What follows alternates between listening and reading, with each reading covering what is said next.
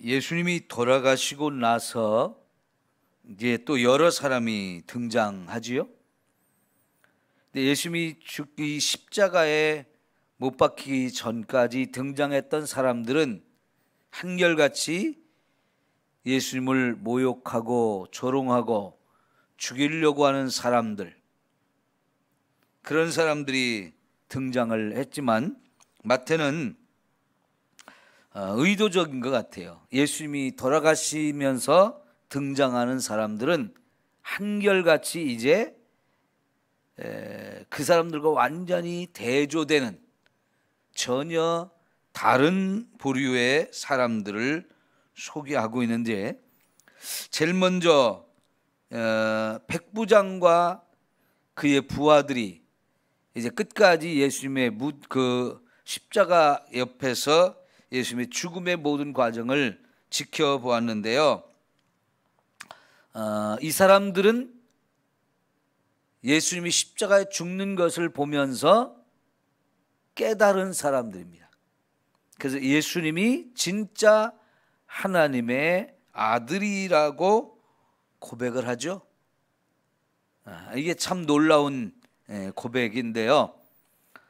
이것은 예수님이 십자가에 죽어가는 모든 과정을 지켜봤을 때 다른 사람들과 너무나 달랐다고 하는 겁니다.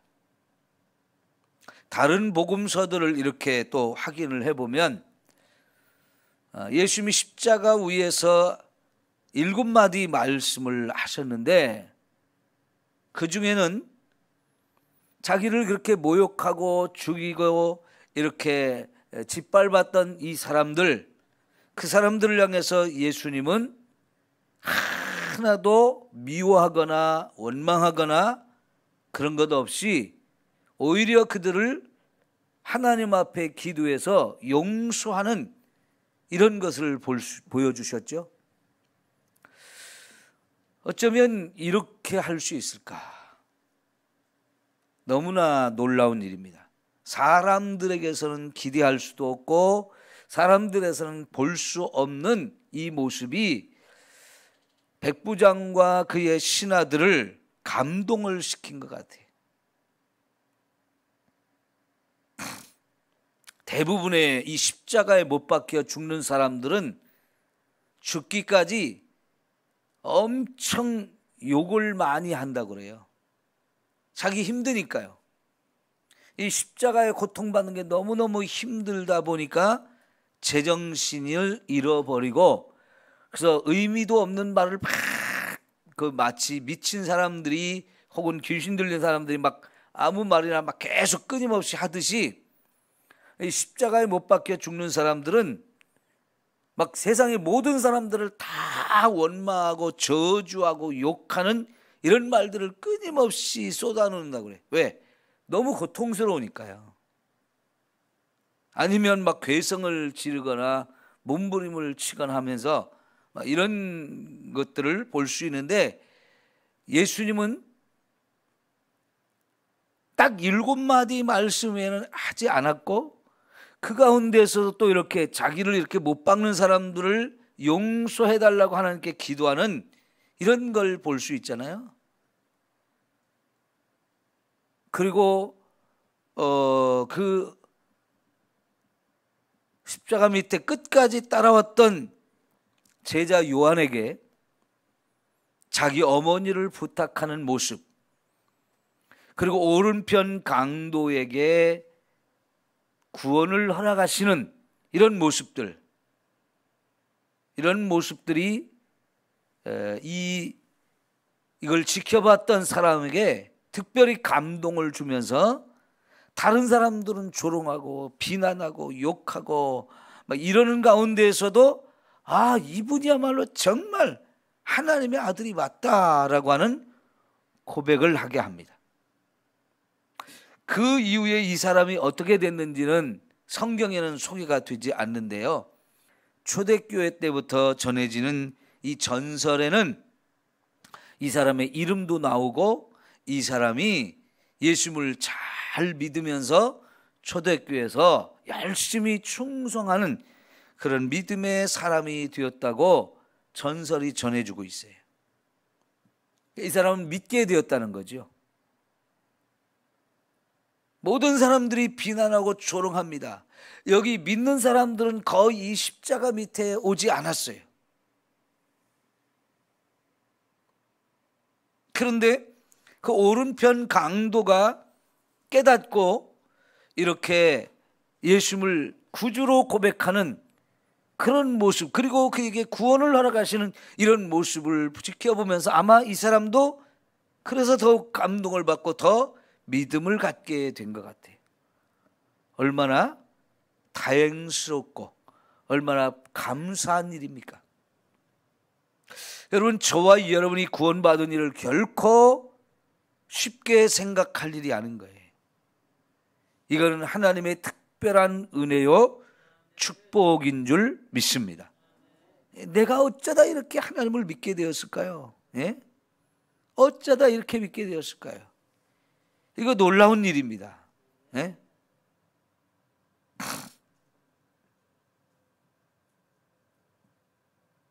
사람들이 예수를 믿게 되었다는 간증들을 이렇게 들어보면요, 어느 날 갑자기 믿어져서 믿게 된 사람들이 거의 대부분이에요.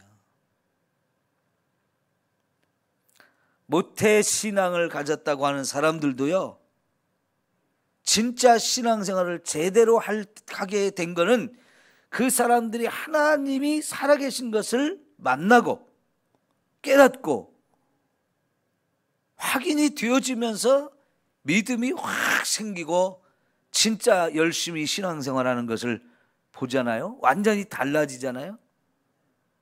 여러분, 저와 여러분이 이렇게 예수님을 믿게 되었을 때 그거는 살아계신 하나님이 나를 찾아와 만나 주셨기 때문이고 깨닫게 해주셨기 때문에 믿어진 거예요. 근데 이 믿음이 하나님이 주신 선물이라는 거지요. 이런 믿음을 하나님이 저와 여러분에게 주셨다는 거, 이게 얼마나 감사하고 또 감사할 일인지. 이 백부장, 예수님을 십자가에 직접 못 박은 군인들의 책임자이고 그 모든 과정을 여기서 통솔하고 진행했던 그 사람이지만 인간적으로 보면 너무너무 큰 죄를 범한 거죠. 근데 그거 뭐 죽이라고 이렇게 총독이 명령을 했기 때문에 죽일 수밖에 없었지만 그래도 하나님의 아들 메시아를 죽인 거잖아요. 그럼에도 불구하고 이 사람이 믿어졌다는 거, 믿을 수 있게 됐다는 거, 이거는 하나님의 놀라운 은혜요 축복입니다.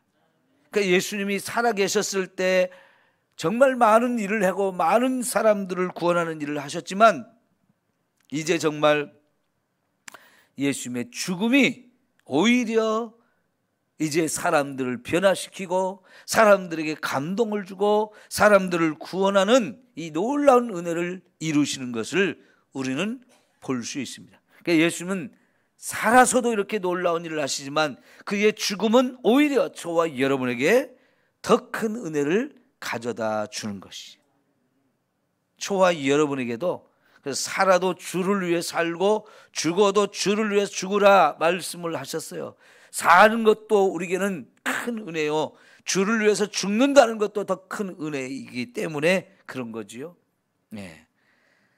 두 번째 또 5절 6절을 보면 예수를 섬기며 갈릴리에서부터 따라온 많은 여자가 거기 있어 멀리서 바라보고 있었다. 여러분, 이 사람들은 예수님을 끝까지 사랑하고 끝까지 섬기고 있는 모습을 보여줍니다. 제자들보다는 전혀 다른 그런 모습이 이들에게서 볼 수 있었죠. 어쩌면 이들 때문에 예수님은 위로를 받으셨을 것 같아요. 예수님의 마음에도 감동이 됐을 것 같아요. 제자들은 다 버리고 도망을 갔잖아요. 그나마 요한도 버리고 갔다가 예수님이 걱정이 되어서 다시 돌아와 가지고 이제 재판을 받는 곳에도 이렇게 멀찍이 서서 지켜보았고, 여기 십자가에 못 박히는 그 자리에까지 또 따라와서 좀 멀찍이 떨어져서 계속해서 예수님을 지켜보고 있는 그 요한과 제자들, 요한과 여자들, 여러분, 이들이 어쩌면 이렇게 할 수 있을까요? 그들도 잘못하면 다 예수님 꼴이 될 수 있어요. 예수님처럼 십자가에 못 박혀 죽을 수도 있고, 아니면 끌려가서 온갖 고난을 받고 또 석방이 된다 할지라도 한참 옥살이를 해야만 했을 거예요. 그런데 이런 위험, 이런 어려움들이 충분히 예측되어지는 가운데서도 끝까지 여기까지 와 있는 모습은 예수님을 사랑하는 마음이 지극했기 때문인 거죠. 그리고 여기 표현된 대로 예수를 섬긴 사람들이라는 거죠. 여러분, 누가복음 8장을 한번 볼까요?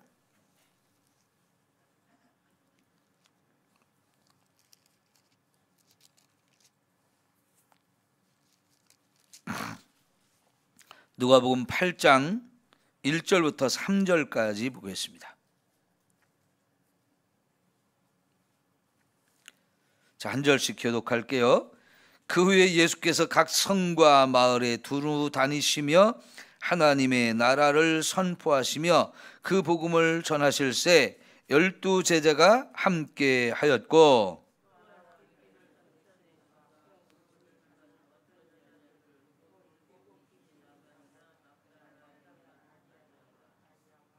다 같이 헤롯의 청지기 구사의 아내 요한나와 수산나와 다른 여러 여자와 함께하여 자기들의 소유로 그들을 섬기더라. 여기를 보면 예수님이 굉장히 열심히 전도 활동을 하셨잖아요. 그래서 계속해서 다른 마을로 또 다른 마을로 이스라엘 땅의 거의 대부분의 마을을 다니면서 복음을 전했다 할 정도로 부지런히 열심히 성과 마을을 찾아다니면서 전도를 하셨어요. 그때 예수님의 12 제자도 함께 다녔고요. 그리고 여러 명의 여자들이 함께 따라다니면서 섬겼다는 거예요.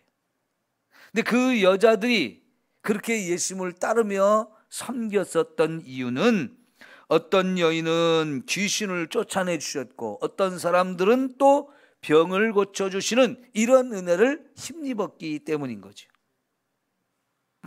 그런데 그 중에 특별히 막달라 마리아는 어떤 은혜를 힘입었어요? 7 귀신이 떠나가는 이런 은혜를 힘입었죠. 그 속에 7 귀신이 들어있었으니 귀신이 들어있을 때는 얼마나 힘들고 어려운 삶을 살았을까요? 마귀는 사람 속에 들어와서 지배하면 그 인생을 완전히 짓밟아버리고 망쳐버립니다. 엉망이 되어지는 거죠. 인격을 다 상실하게 만들고요, 세상 모든 사람들에게 놀림거리가 되고 인정을 못 받게 되죠. 그 인생이 정말 제대로 된 것을 하나도 할 수 없는 이런 삶이 되니까 엉망진창이 되어지는 거죠. 그런데 예수님이 그 7 귀신을 다 쫓아내 주셨으니 완전히 인생이 새로워진 거잖아요. 그 은혜가 크다 보니까요, 예수님을 죽을 때까지 사랑하고 끝까지 예수님을 따르며 섬기는 이런 모습을 볼 수 있는데, 특별히 여러분, 이 여러 여자들 가운데 막달라 마리아가 예수님을 사랑하는 마음이 제일 지극했던 것 같아요. 그리고 이들은 자기들의 소유를 가지고 예수님과 그 제자들을 필요한 모든 것들을 공급해 주면서 섬겼다는 거죠. 사실 예수님과 12 제자만 해도 30대, 거의 30대의 한참 젊은 청년들인데 먹는 것만 해도 어마어마했을 거예요. 그때마다 여러분, 예수님이 양식을 만들어서 먹었습니까? 제자들이 그렇게 막 그런 걸 공급했습니까? 아니에요. 오히려 예수님은 그런 능력이 있었지만은 특별한 경우에만 그런 능력을 사용하시고 자기들의 필요한 모든 것을 이런 섬기는 사람들을 통해서 공급을 받았어요. 이거 쉬운 일이 아니죠. 예수님과 제자들이 3년 동안 이렇게 함께 공생의 생활을 하셨기 때문에 그 3년간 계속해서 이런 일들을 계속 진행할 수 있다는 것은 결코 쉬운 일이 아닙니다. 그 많은 물질들을 드렸다는 것과 그리고 또 끝까지 그렇게 위험이 있는 가운데서도 섬겼던 사람들, 끝까지 따르는 모습들은 사랑이 아니면 할 수가 없는 거예요.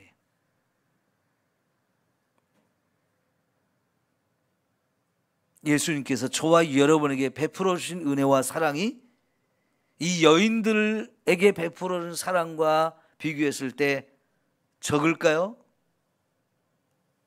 저와 여러분은 그들보다 적은 사랑을 받았다고 말할 수가 없을 거예요.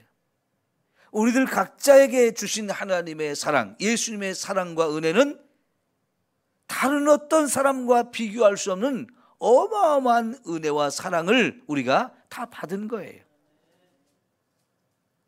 여러분 찬송가 304장인가요? 그 크신 하나님의 사랑 뭐라고 그랬어요? 말로 다 형용 못한다고 그랬어요. 하늘을 두루마리 삼고 바다를 먹물 삼아서 우리가 받은 그 은혜와 사랑을 이렇게 붓으로 찍어서 하늘에다 기록한다 할지라도 기록할 곳이 다 없을 만큼 어마어마한 사랑과 은혜를 받았다는 말이죠. 근데 어쩌면 이들은 이렇게 예수님을 사랑하고 예수님을 이렇게 섬기는데 저와 여러분은 거기에 비하면 하나님을 사랑하는 마음도 너무 적고 헌신하고 섬기는 것도 너무나 부족하지 않을까요? 여러분, 받은 바 그 은혜와 사랑을 헤아려 보면서 정말 저와 여러분의 마음속에 하나님을 사랑하고 예수님을 사랑하는 그 마음과 열정이 뜨겁게 불타오를 수 있기를 축원합니다. 우리가 주님을 위해서 뭔가 할 수 있다고 하는 것은 정말 큰 은혜인데요, 그런 기회를 주실 때 놓치지 말고 정말 헌신하고 충성하고 섬길 수 있는 저와 여러분이 되어지기를 소망합니다. 때때로 주님을 위해서 내가 헌신하고 수고하고 섬기는 것을 너무 힘들다고 생각할 때도 있고요, 아까워할 때도 있고요, 못하겠다는 어리석은 마음을 가질 때도 많아요. 여러분, 정말 내 생명을 다 드려도 부족하지 않겠어요?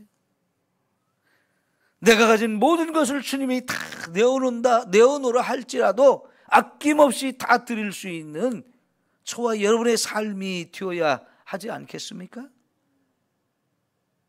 마태가 특별히 이 여인들의 이야기를 우리에게 소개하고 있는 것은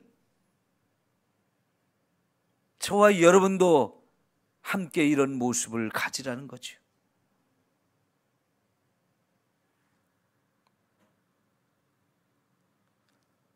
어떻게 보면 예수님이 돌아가셨을 때 이들보다 더 실망한 사람들이 없었을 거예요. 예수님이 메시아라고 하는 믿음이 분명히 있었고, 그래서 정말 여기까지 왔는데 예수님이 돌아가시는 장면을 보니까 너무 힘이 없고 너무 무기력하고요, 왜 저렇게 돌아가실까 이해를 못하고 있었잖아요.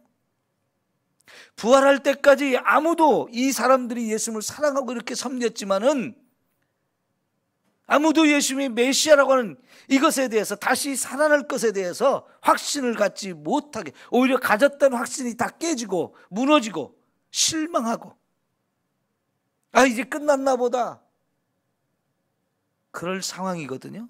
그럼에도 불구하고요, 이들의 예수님을 향한 사랑과 헌신과 믿음은 변하지 않았어요. 끝까지 변하지 않았어요.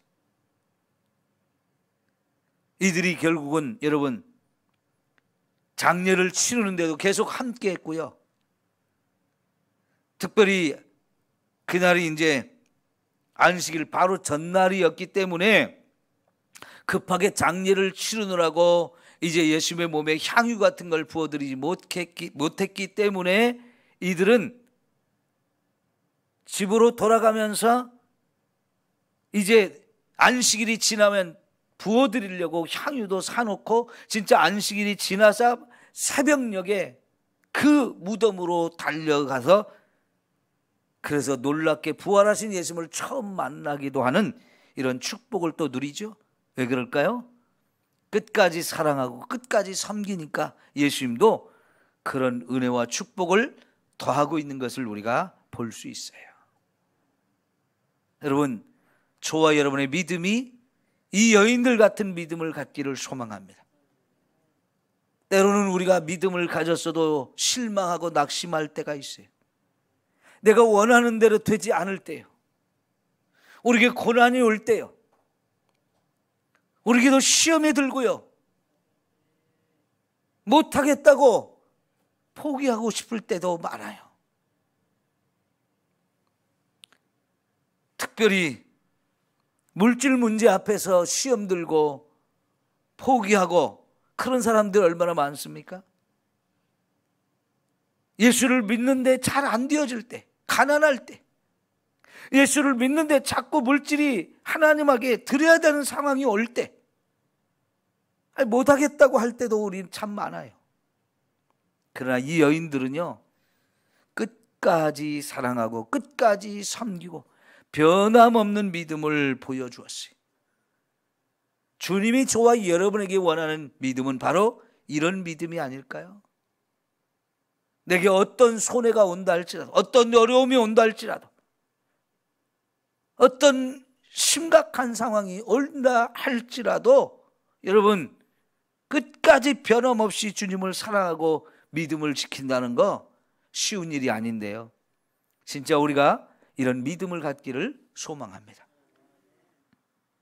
마지막으로 등장하는 사람이 아리마대 요셉이에요.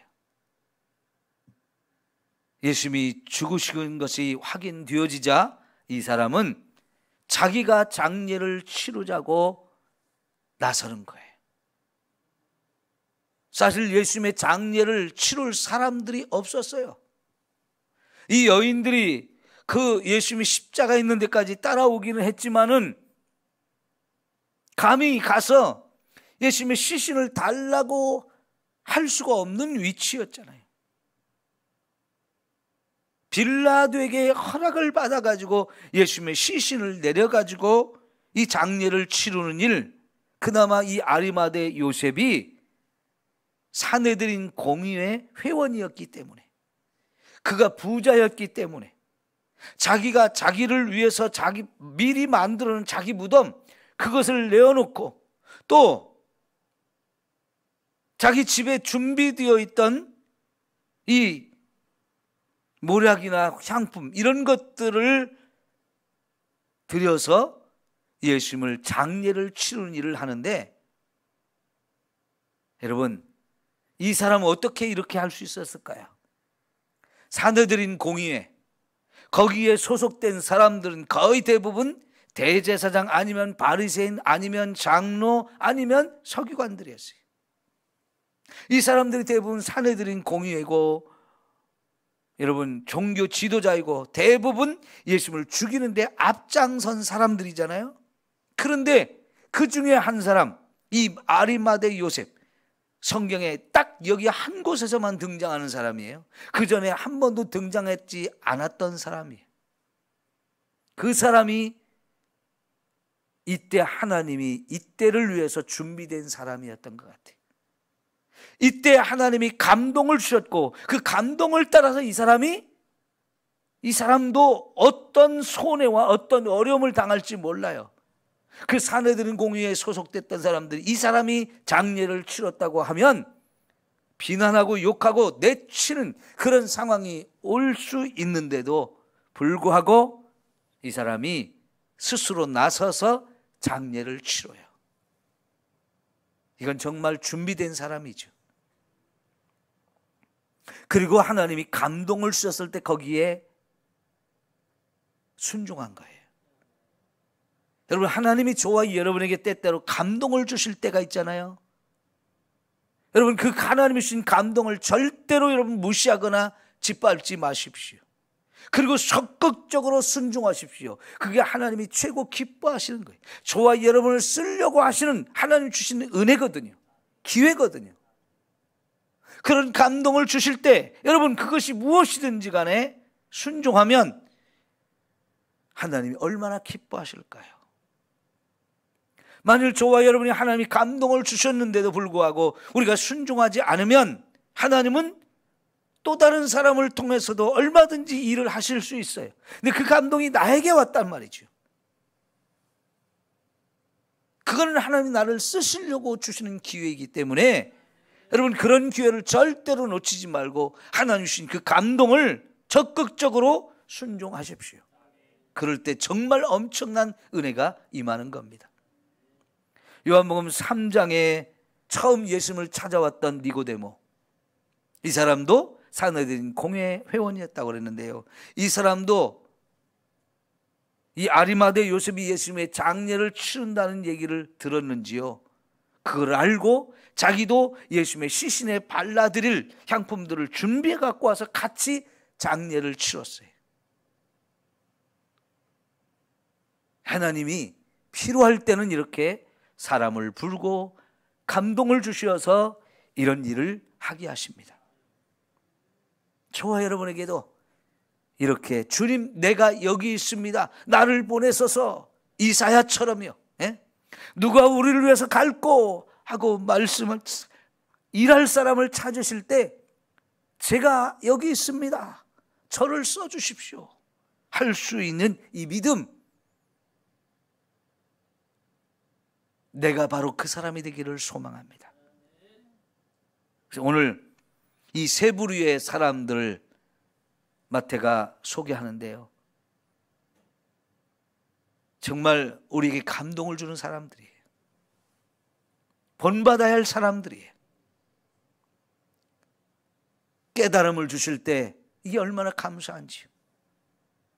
사랑하는 마음을 주실 때 이게 얼마나 감사하고, 감동을 주실 때 이게 얼마나 감사한 일이에요. 엄청나게 큰 은혜인데요, 하나님이 저와 여러분에게도 지금도 이런 은혜를 주시면서 우리를 사용하고 쓸 일꾼으로 쓰기를 원하시고, 나를 통해서 하나님의 거룩한 뜻을 이루기를 원하셔요. 여러분, 기쁨으로, 감사함으로 이런 은혜에 적극적으로 나를 드리고 헌신하며 끝까지 섬기고 사랑하는 저와 여러분 모두가 되기를 축원합니다. 기도합니다.